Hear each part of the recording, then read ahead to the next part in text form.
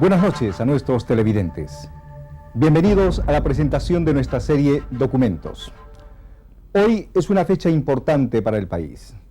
Un 22 de abril de 1997, todos presenciamos con una mezcla de pavor y admiración la exitosa operación de rescate de los rehenes de la residencia del embajador de Japón, tomada por un comando terrorista del movimiento revolucionario Tupac Amaru. Muchos detalles sobre estas acciones quedaron en el misterio. Hoy pretendemos revelar algunos de ellos gracias a la labor realizada por nuestro equipo de investigación. Televisión Nacional del Perú inicia una nueva era en la producción periodística y ha realizado un gran despliegue técnico y profesional para hacerles llegar su primer documento, Chavín de Huántar, el rescate del siglo. La operación central fueron pocos segundos. La operación Chavín de Huántar duró tan solo 41 segundos. En una acción tan rápida como un relámpago, los comandos aniquilaron al enemigo y aseguraron el rescate. Evidentemente que fue una operación extraordinariamente bien hecha y con los resultados que se conocen. Detrás de esta operación existió todo un plan maestro. Primero, la decisión política del presidente de la República de liberar a los rehenes, para lo cual asumió directamente el diseño de la estrategia, así como la conducción y manejo total de la situación. Y es una demostración más de la capacidad y el tino del presidente Fujimori para hacer frente a situaciones complejas. Un trabajo de alta inteligencia encargado de proporcionar información, ejecutar acciones que permitieron conocer 1000 detalles acerca de los captores y preparar el terreno para la acción. Desplegó sus recursos humanos y tecnológicos de primer nivel. Y en la punta de lanza, una fuerza de élite, un grupo selecto de hombres de guerra capacitados para dominar cualquier situación. Y le demostramos al mundo cómo los peruanos podemos hacer cosas como estas. El mundo entero se hace muchas preguntas acerca de cómo se produjo el éxito de la operación Chavín de Huántar. ¿Cuál fue la clave en la conducción de la crisis de rehenes por parte del gobierno peruano? ¿Cómo hizo el Servicio de Inteligencia Nacional para conocer milimétricamente la situación en el interior de la residencia y proporcionar la información que condujo al éxito de la operación? ¿Qué clase de preparación recibieron los comandos que participaron en la acción? Muchos detalles de la operación jamás serán revelados a la opinión pública. La historia que vamos a conocer a continuación contiene información e imágenes que nos llevarán muy cerca de los hechos reales. Este es el relato del rescate más exitoso de la historia y es parte de la lucha tenaz del pueblo peruano para derrotar sus grandes problemas y avanzar hacia el desarrollo.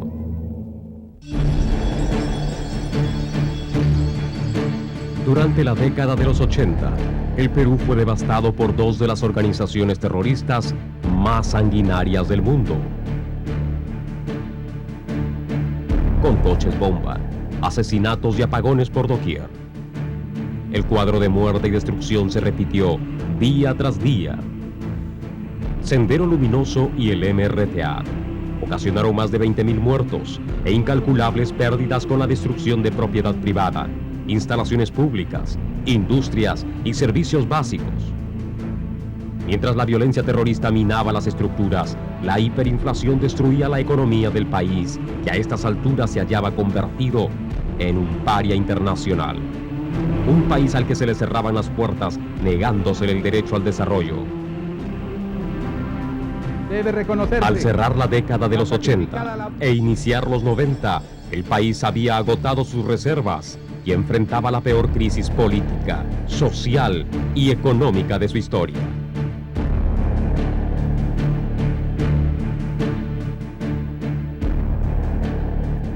El cambio de rumbo impulsado por el gobierno democráticamente electo en 1990 permitió al país recuperar el control. Un nuevo modelo económico y de conducción política permitieron al país ver la luz al final del túnel. La acertada estrategia antiterrorista hizo posible la captura de los principales cabecillas terroristas y la rendición y colaboración de cientos de militantes. El país entero ingresó en una era de reconstrucción. En el frente externo, el gobierno logró la reinserción de nuestro país en el sistema financiero internacional, paso necesario para avanzar en el plano económico. La estrategia de retorno de los desplazados por el terrorismo, años después que huyeran de la violencia en el campo, revelaba el clima de pacificación interna del país.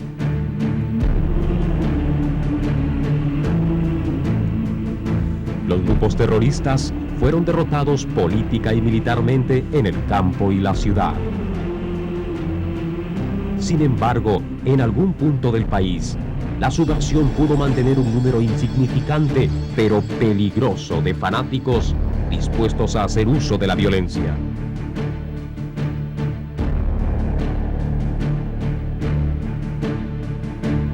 En 1996, el país se conmocionó ante el acto audaz de un grupo de fanáticos integrantes del grupo terrorista MRTA.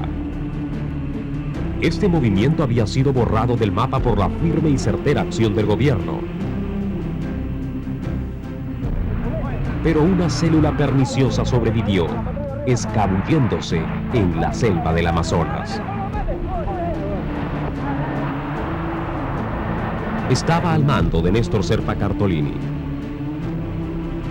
un sujeto con ideas políticas extremistas, sustentadas en el uso de las armas y la violencia, un terrorista sumamente peligroso. En los años 70, cuando fue obrero de Cromotec, Serpa promovió las revueltas obreras de la carretera central. Era un agitador, su estilo, no dar la cara y hacer que otros mueran. Bajo ese estilo, entre 1990 y 1996, dirigió desde la sombra diversos atentados criminales con coche bomba, asesinatos, asaltos, secuestros y actos de extorsión contra autoridades y empresarios de todo el país.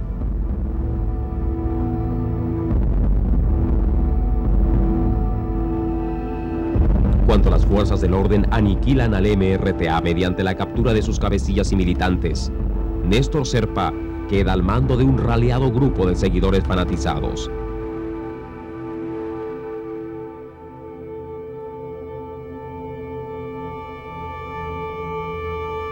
En su escondite en la espesura del Guayaga, Serpa y sus lugartenientes deciden planear un golpe que lo saque del anonimato. Como en toda acción terrorista, el plan debía tener un gran efecto publicitario. El asalto terrorista de Néstor Serpa y sus seguidores fue en realidad el manotazo de ahogado del movimiento revolucionario Tupac Amaru. Pero ¿qué buscaba el cabecilla más allá del efecto publicitario de su acción? Cuando retornemos, en Chavín de Huántar, el rescate del siglo, la máscara guerrillera tras un jugoso botín de $6 millones.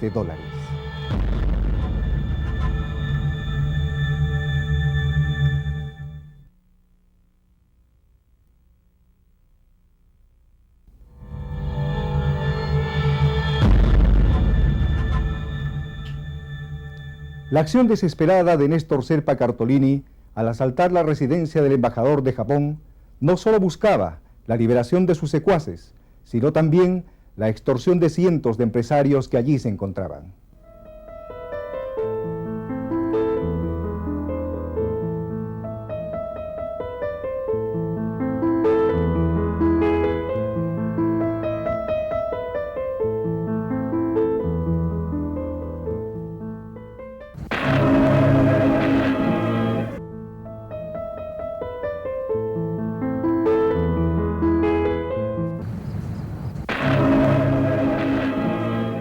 Pocos recuerdan la imagen feliz de la fiesta en la casa del embajador del Japón. Era más de las 8 de la noche y seguían llegando los invitados. La recepción apenas comenzaba. A menos de 100 metros, un grupo de fanáticos se preparaba para sorprenderlos. Una revista de sociales hubiera titulado: "Estuvo la crema y nata de Lima". Diplomáticos, personajes políticos y los empresarios más importantes del país estaban aquí. Más de 250 invitados con sus esposas. Ya era más o menos las 8:12. Conversaba en el patio de la recepción con Carlos Justi, el recordadito Carlos, y estuvimos conversando previamente cuando a los pocos minutos estalla una bomba. De pronto, la fiesta por el cumpleaños del emperador Akihito cambió de tono, estilo y de historia. Ingresaron con metralleta en mano y capuchados. Fueron 14 sujetos vestidos de militar que tras volar la pared del jardín ocuparon la inmensa residencia nipona, tomando como rehenes a sus más de 600 visitantes. El escenario principal fue el patio. Miradas desesperadas, gritos, angustias, asombro y miedo.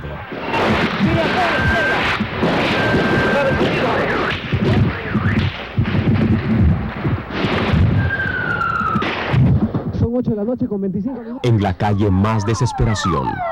Todos disparaban al aire. Un comando terrorista del movimiento revolucionario Tupac Amaru fue el protagonista del atentado. A través de un forado en la parte posterior ingresaron. Varios meses se demoró en preparar la incursión. Alquilaron la casa posterior a la residencia, fingiendo ser una organización no gubernamental.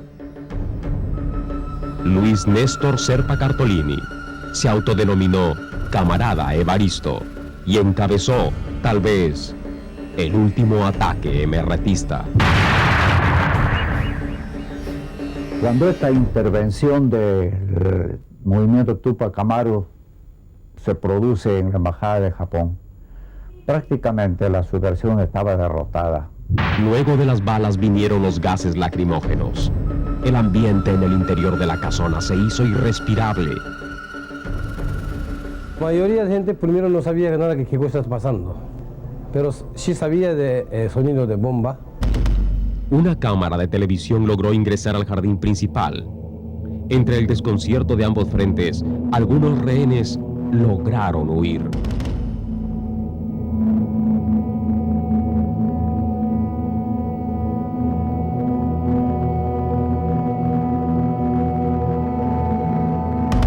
Hasta que el representante de la Cruz Roja Internacional, Michel Minin, se convirtió en el primer intermediario. Se logró la salida de 120 de los secuestrados, ancianos, mujeres y entre ellos la señora Matsue Fujimori, la madre del presidente, y su hermana.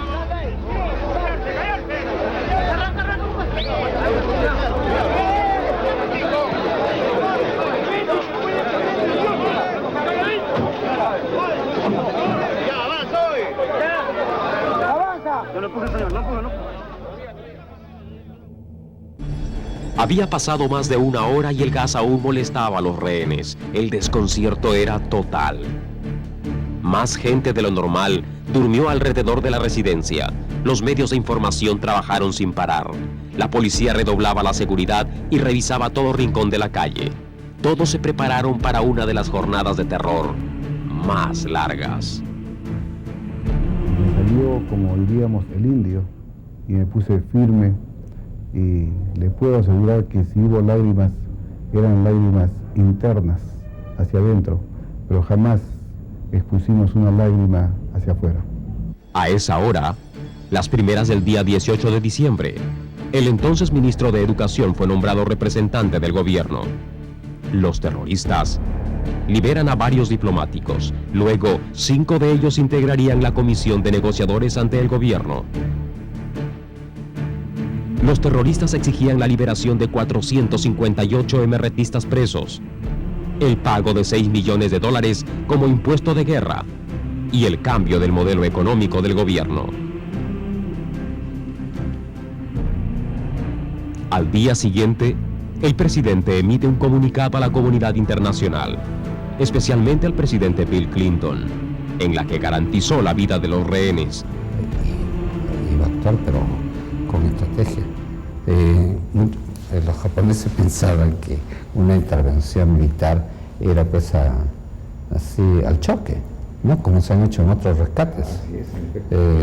No se imaginaba que era una operación fina, minuciosamente planificada y con tanta precisión que era difícil que fracasara. El canciller Francisco Tudela habla por radio.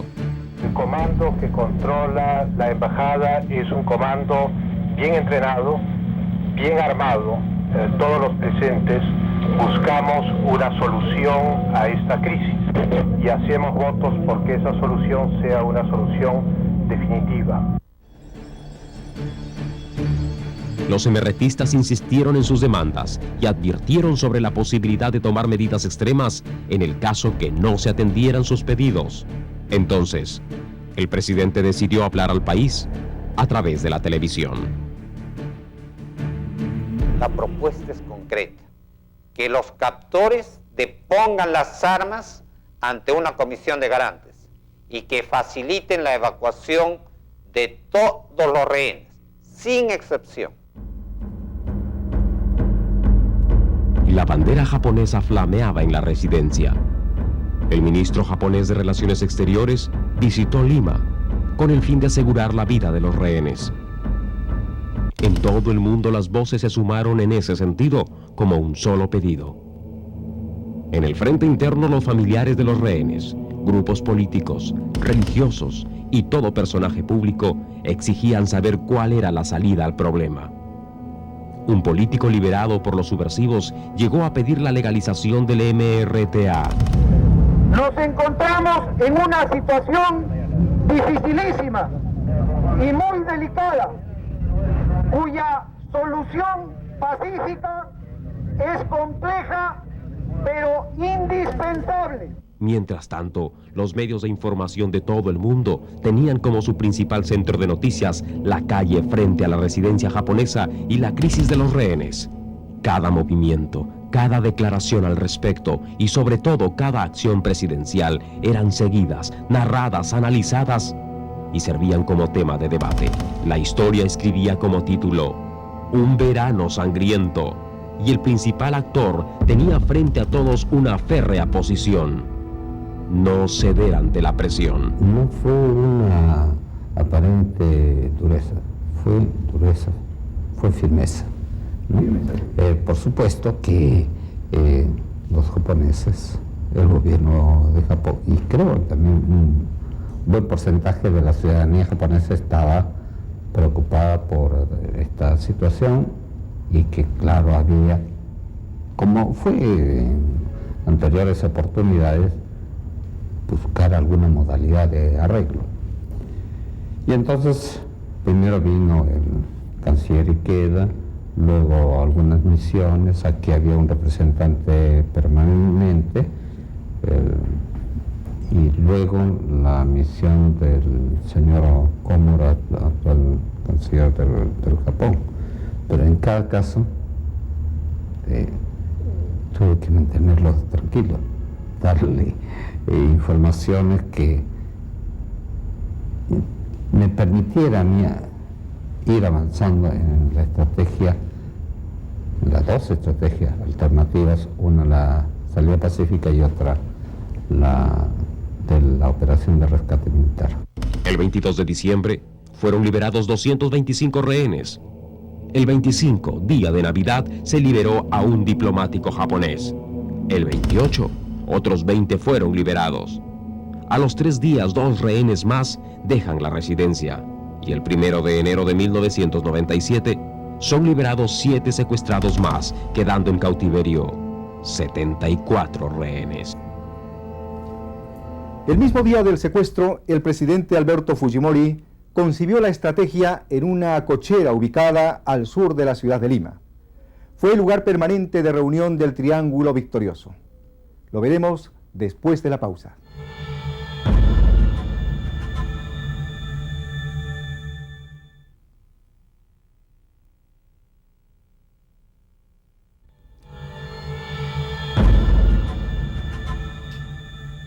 La búsqueda de la solución a la crisis demandó del presidente Alberto Fujimori uno de sus mayores esfuerzos, tal vez el más grande de su administración gubernamental.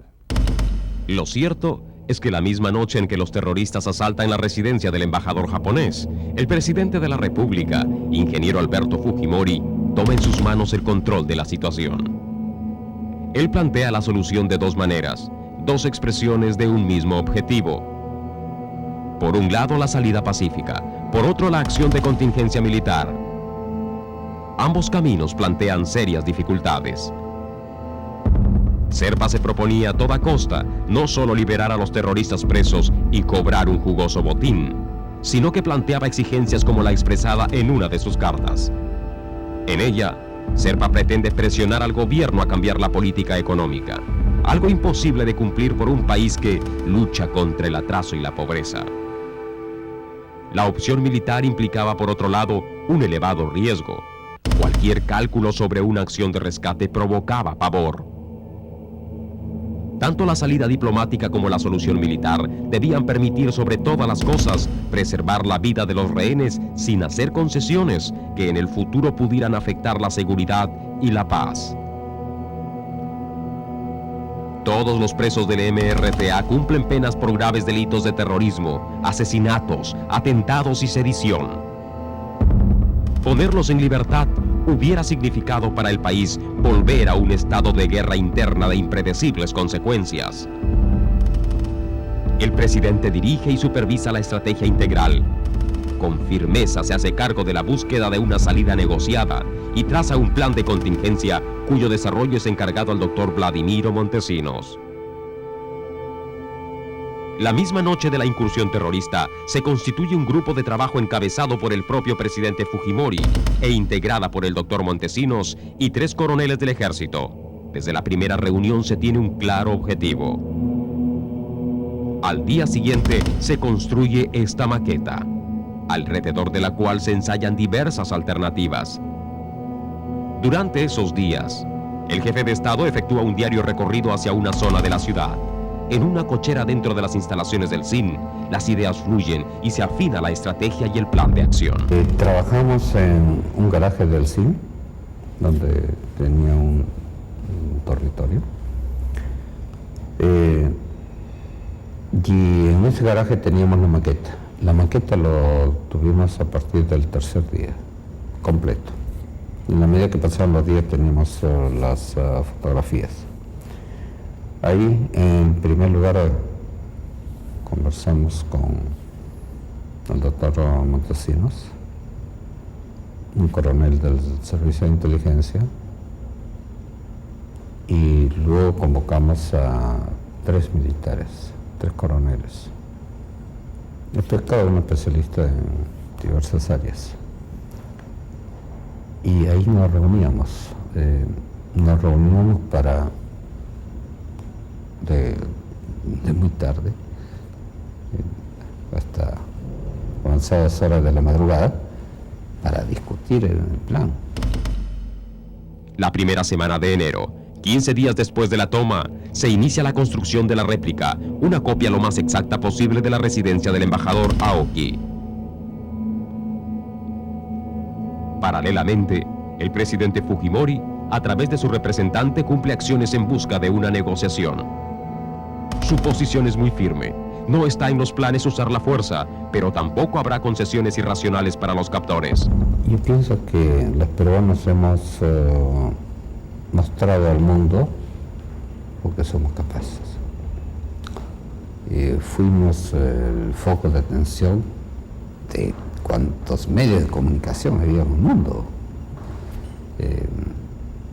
La noticia mundial todos los días era cómo evolucionaba el tema de la residencia japonesa.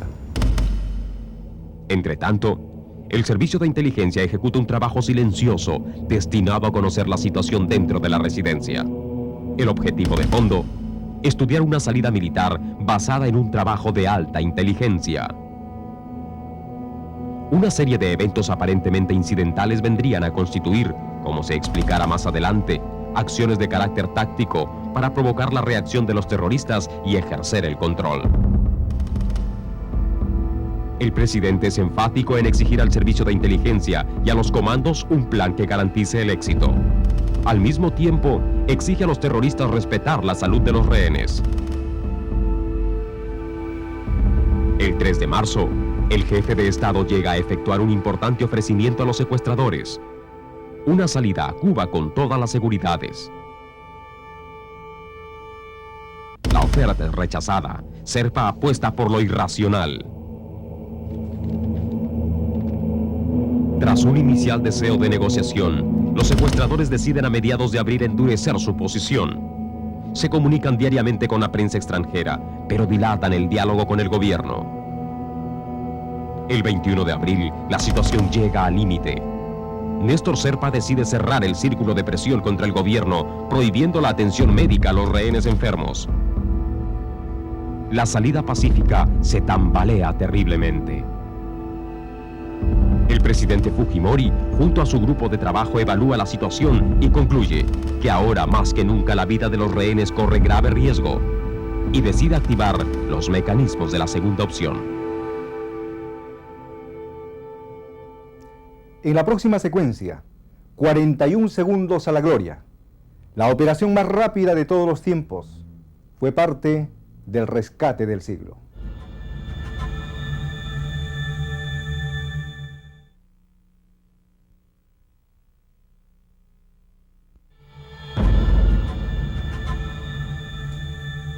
Fueron tan solo 41 segundos de acción, el límite entre la vida y la muerte.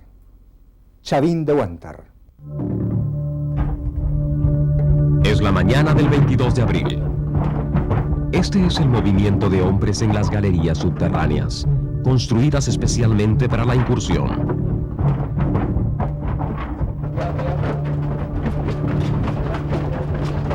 Tienen varias horas esperando entrar en acción.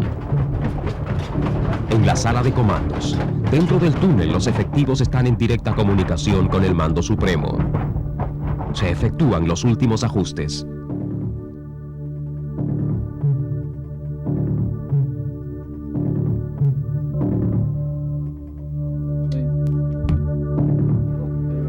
Sobre sus cabezas, Serpa y sus hombres están concentrados en el juego. 20 centímetros abajo, se siembran los detonantes del explosivo C4. 1 a 1, programados para la explosión simultánea. 3:15 de la tarde, la tensión llega a su justo momento. El Servicio de Inteligencia Nacional informa que en el interior de la residencia todas las circunstancias están dadas. Se mantiene un detallado monitoreo de los factores. A través de escuchas instaladas por todas partes, nadie sabe cómo. Los movimientos de los terroristas son seguidos paso a paso. Desde algún punto en la ciudad de Lima, el presidente Fujimori se encuentra al mando. A las 3:17 de la tarde, el presidente oye el repique de su celular. En el otro extremo, el doctor Vladimiro Montesinos.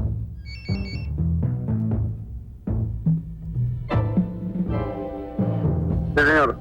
Ya se está procediendo. Ya se está procediendo ya. Conteo.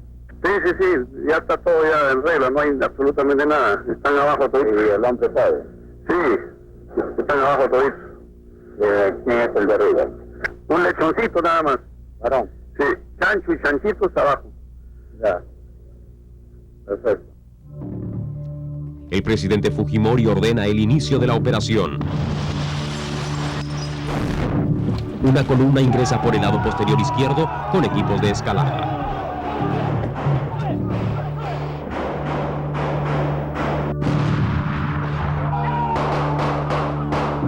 Por la puerta principal ingresan los comandos que eliminan a los terroristas que intentaban ganar la escalera.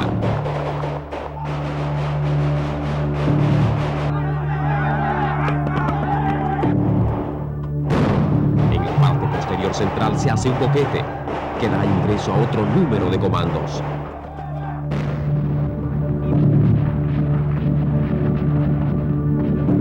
Todos estos se hallaban perfectamente organizados en grupos de asalto, francotiradores y grupos de demolición.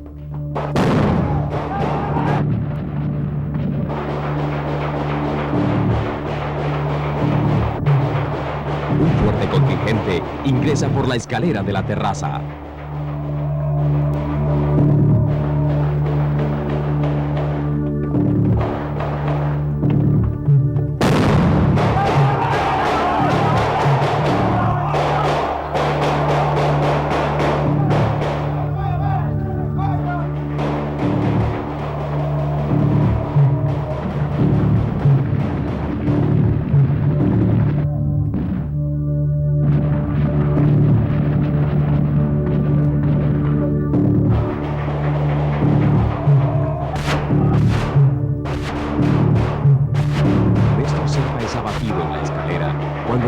necesitaba llegar al segundo piso para ejecutar a los rehenes que allí se hallaban.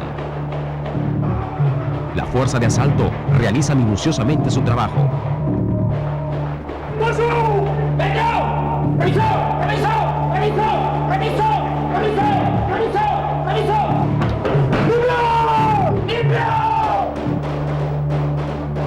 Entonces se puede observar la salida de los primeros rehenes: Eduardo Pato, Pedro Aritomi, Juan Mendoza Marzano y Francisco Tudela. El canciller Tudela y Pedro Aritomi resultan heridos en el momento del escape. La situación está casi totalmente controlada. En el interior se efectúan las últimas operaciones para asegurar el dominio del inmueble.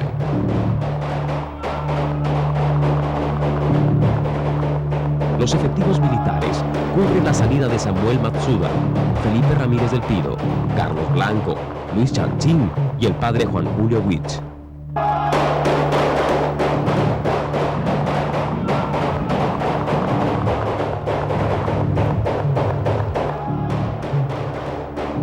En este punto de la operación se conoce la pérdida de 2 valerosos oficiales: el comandante del ejército Juan Valer Sandoval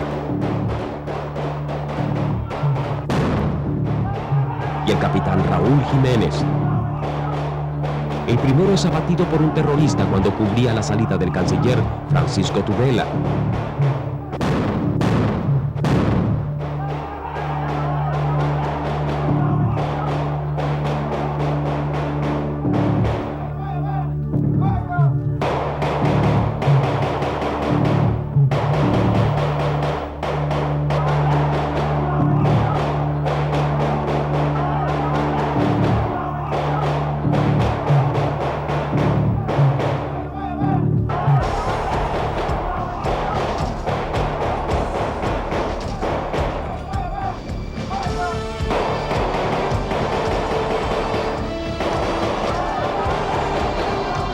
Las acciones posteriores fueron el corolario de la acción de rescate más exitosa de todos los tiempos.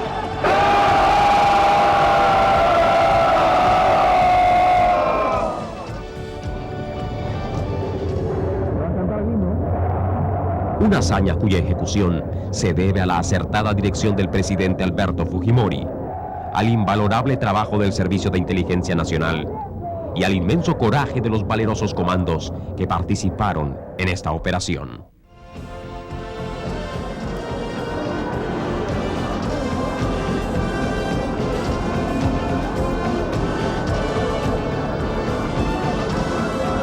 El final de la operación fue el retorno a casa esperado para los rehenes.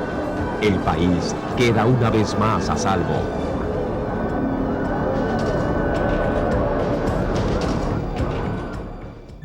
El nombre de Chavín de Huántar, dado a esta operación, se debe a una idea del presidente Alberto Fujimori. Hoy, sabemos que la denominación fue impuesta solo 3 días antes de la ejecución de las acciones y fue inspirada por las estructuras subterráneas de uno de los lugares arqueológicos más sorprendentes del país: Chavín de Huántar, ubicado en el departamento de Ancash, al norte del Perú.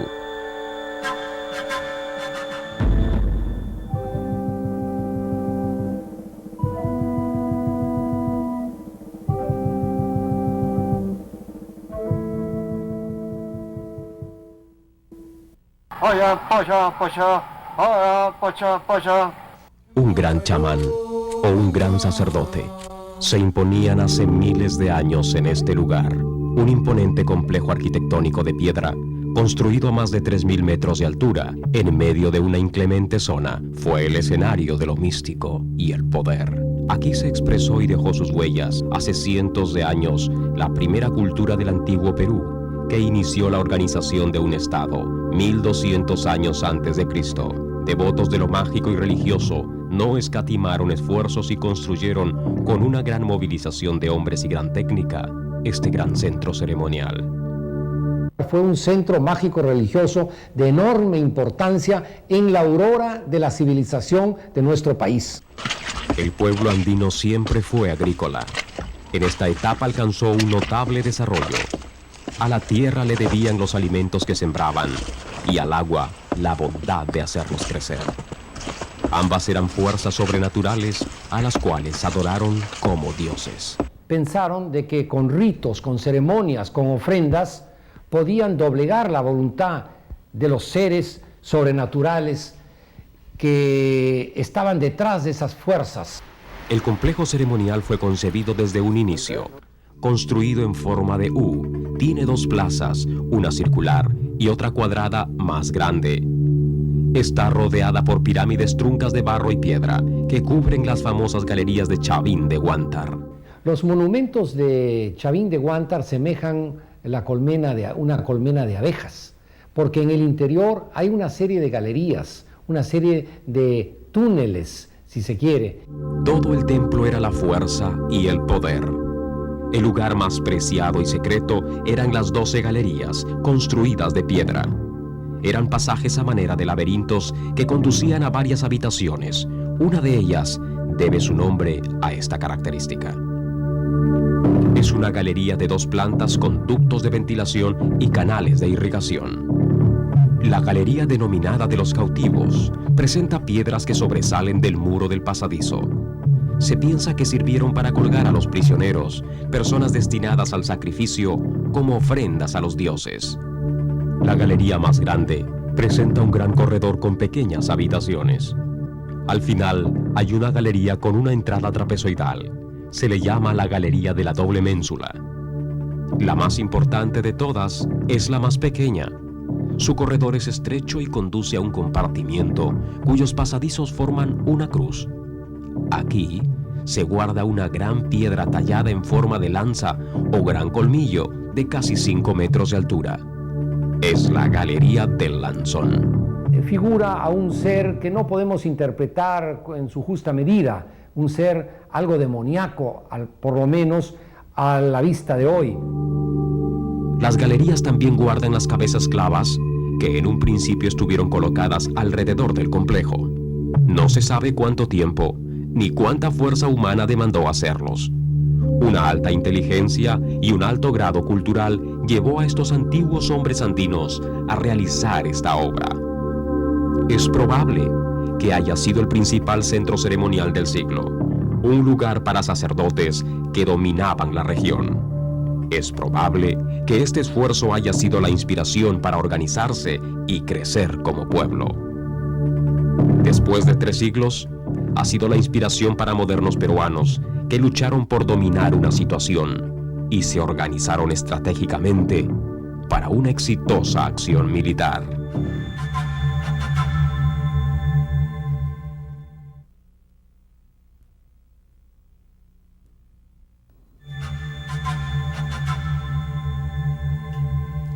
El triángulo, un antiguo símbolo místico, sirve para graficar la estructura del comando Chavín de Huántar.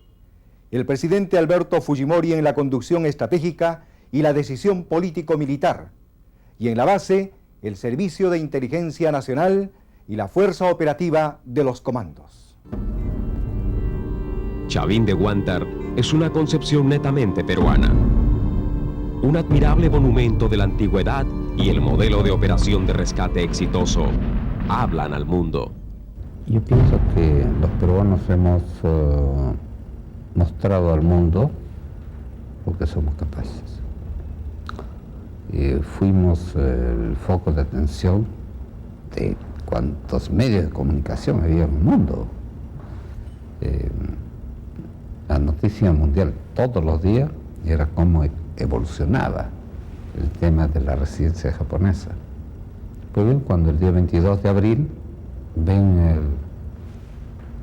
las explosiones, y muchos dirían, pues, ¿con qué frescura a estas horas del día, a las 3 de la tarde? ¿No? O 3:17. Se rompió todos los esquemas. Se rompió todos los esquemas y le demostramos al mundo cómo los peruanos podemos hacer cosas como estas, ¿no?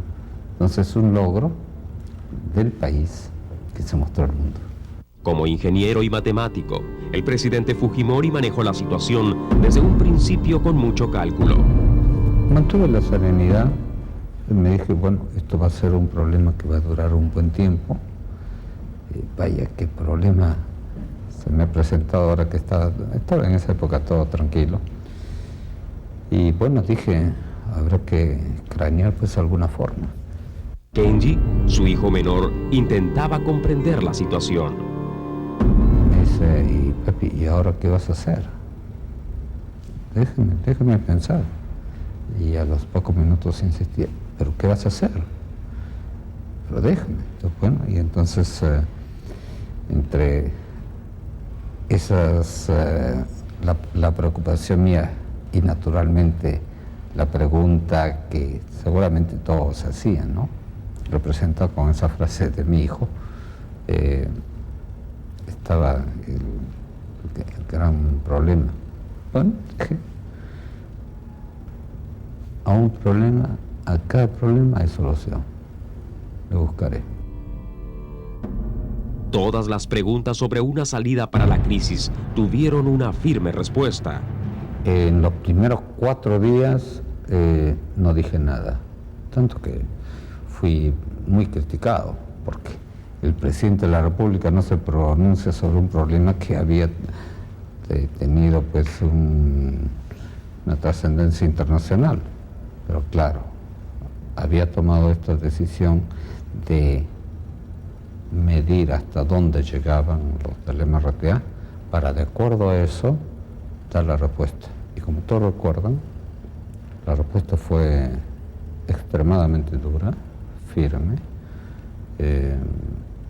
porque estaba convencido que en esos 4 días ya tenía tasado al MRTA. La preocupación del presidente era buscar un punto de equilibrio. En ese momento, primero era la estabilidad de la situación, de la relación entre rehenes y los asaltantes. Para entonces, ya se había establecido el triángulo victorioso.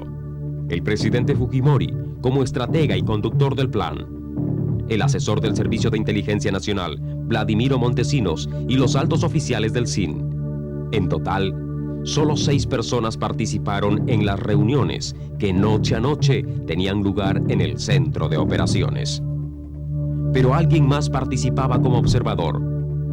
Estas imágenes fueron registradas por la cámara de Kenji Fujimori, hijo menor del presidente de la República. Bueno, tenía algunas ocurrencias. Por ejemplo, cuando se estaba discutiendo de que en el jardín podría haber cazabobos, que no era fácilmente identificable y que era un riesgo hacer con estas fases y con esta aproximación. Imagínense, de la espalda de la residencia caminar aproximadamente unos 100 metros, era un riesgo. Entonces a él se le ocurre decir, bueno, yo tengo un telescopio de gran definición y trae su telescopio, ¿no?, que le habíamos aquí en Japón enorme, y con una precisión impresionante. Entonces ese telescopio fue usado por el Servicio de Inteligencia. La construcción de los túneles fue otra ardua tarea, para lo cual el presidente conocía al personal adecuado. Trajimos tuneleros conocidos por mí, le encargué a Absalón Vázquez que lo fuera a buscar. Me acuerdo que fue el 1 de enero. Los tuneleros, por supuesto que ese día estaban mareados, pero se le indicó que viniera, teníamos preparado el avión, todo, no sabía para qué era. Bueno, hicieron esa pequeña parte. Fue en total un túnel quizás de unos 18 metros, a 3 metros de profundidad. A estas alturas, todos los inmuebles colindantes a la residencia formaban parte del campo de acción del Servicio de Inteligencia Nacional. Luego de haber alquilado las 4 residencias de las 5 que estaban a la espalda, la construcción de un túnel largo que finalmente llega a tener arriba de los 120 metros. Entonces, eso permitía eliminar varias de las fases de aproximación, y el ingreso, el asalto para la operación de rescate iba a ser sorpresiva. que era el factor fundamental para el éxito de la operación. Además de que había que eliminarse desde un comienzo a la mayor cantidad de los terroristas. Alrededor de 1000 hombres cumplían las más diversas labores en los alrededores. Confundidos entre la multitud, su misión era conseguir información. El recojo de basura era parte de ese trabajo. Los papeles y desperdicios procedentes de la residencia eran analizados minuciosamente. Labor similar se desarrolló hace 7 años para llegar a la captura de Abimael Guzmán.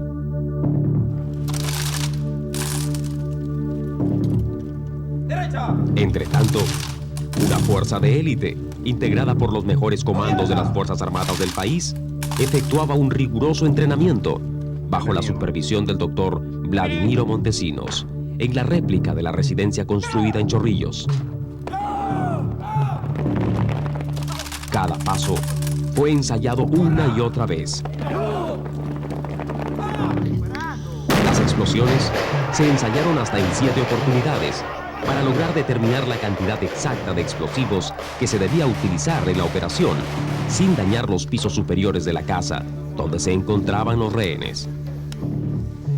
Alrededor de la casa del embajador se realizaban cientos de operaciones secretas por día. La más importante de ellas consistió en el sembrado de un sistema de escucha a través de micrófonos. Agentes entrenados llegaron furtivamente hasta las ventanas posteriores y laterales para colocarlos. La construcción de túneles tuvo sus dificultades cuando un incidente casi hace abortar el plan.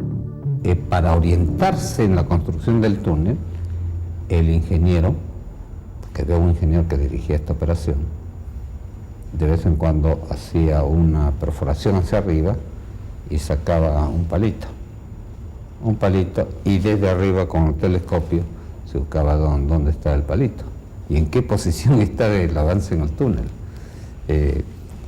Y con esa información se le podía indicar al ingeniero que vaya tantos grados hacia el norte o tantos grados hacia el sur. Y de esa manera iba avanzando. Por eso el túnel no es un túnel completamente recto.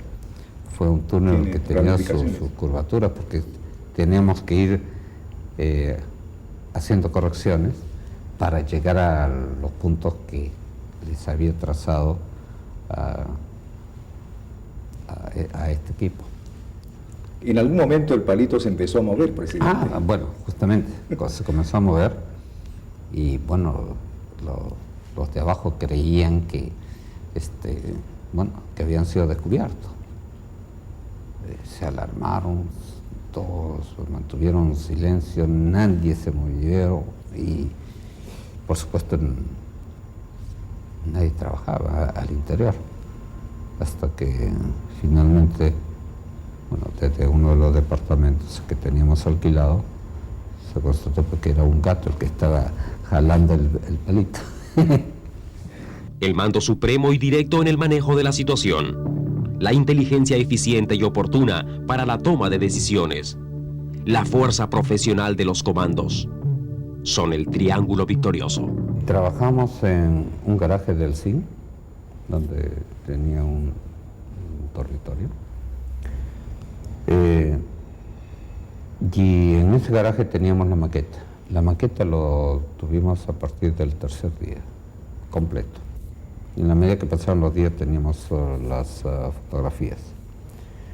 Ahí, en primer lugar, conversamos con el doctor Montesinos, un coronel del Servicio de Inteligencia, y luego convocamos a 3 militares, 3 coroneles. Esto es cada uno especialista en diversas áreas. Y ahí nos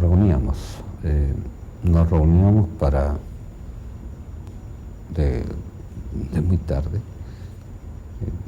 hasta avanzadas horas de la madrugada, para discutir el plan. Esas eran las 6 personas que conocían Son 6 personas prácticamente las que han diseñado junto a usted el plan. Sí, pero quien se metía de vez en cuando ahí a ese garaje, por la curiosidad que tenía, ¿no? Era aquel muchacho que me decía, Pepe, ¿y qué vas a hacer ahora? Porque no quería saber qué iba a hacer. Entonces se metía, venía con su cámara filmadora y bueno, ponchaba todo lo que se discutía. Ninguna organización o fuerza extranjera intervino en el plan de rescate. Aquí no participaron nadie, absolutamente nadie del extranjero. Esto fue tecnología netamente nacional y gracias a la experiencia que habíamos adquirido en la lucha contra el terrorismo.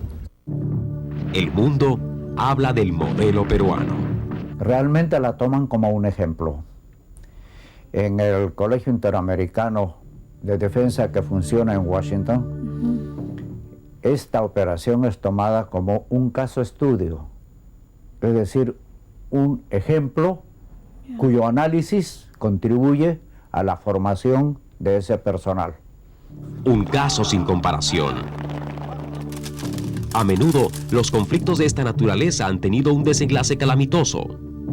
Bueno, los antecedentes de operaciones de esto siempre han sido sangrientos. Recuerden usted, y así lo había analizado también, por ejemplo, los rehenes en el Palacio de Justicia de Bogotá, o el problema en los Estados Unidos en Huelco. Esos elementos fueron estudiados. Habían también algunas sugerencias, no se aceptó, incluso un grupo llamado Delta de los Estados Unidos pretendían colaborar. Me negué rotundamente porque conocía de la experiencia que ellos habían tenido en Waco, en los Estados Unidos. Murieron todos. Creo aquí hubo un control al interior de la residencia y un manejo al exterior. Ambos debidamente coordinada y con los elementos que ya conocen de inteligencia, elementos también de ingeniería, ¿no? Porque toda la cuestión de los túneles, eso es propiamente técnico, y la decisión y la precisión en la actuación de los comandos, realmente extraordinario. Entonces ha habido toda una combinación de factores. No estoy aquí mencionando todos, no ha habido muchos elementos que han contribuido a este éxito que siempre hay que señalar con la lamentable muerte del doctor Justi y de los 2 comandos. Fueron 41 segundos que llevaron al éxito de la operación. Chavín de Huántar es un hito en nuestra historia. La memoria de los valerosos comandos, coronel Juan Valer Sandoval y capitán Raúl Jiménez, así como la del doctor Luis Justi Acuña, caídos en la operación Chavín de Huántar, permanecerán por siempre en la memoria de nuestro país, que a puertas del siglo XXI camina hacia una de sus metas más anheladas. Un hito importante que nos debe llenar de orgullo a los peruanos, que no, es que en Perú podemos hacer y lograr resultados concretos en problemas difíciles. Por eso es que este país, de la postración que se contaba, ahora se ve que tiene futuro.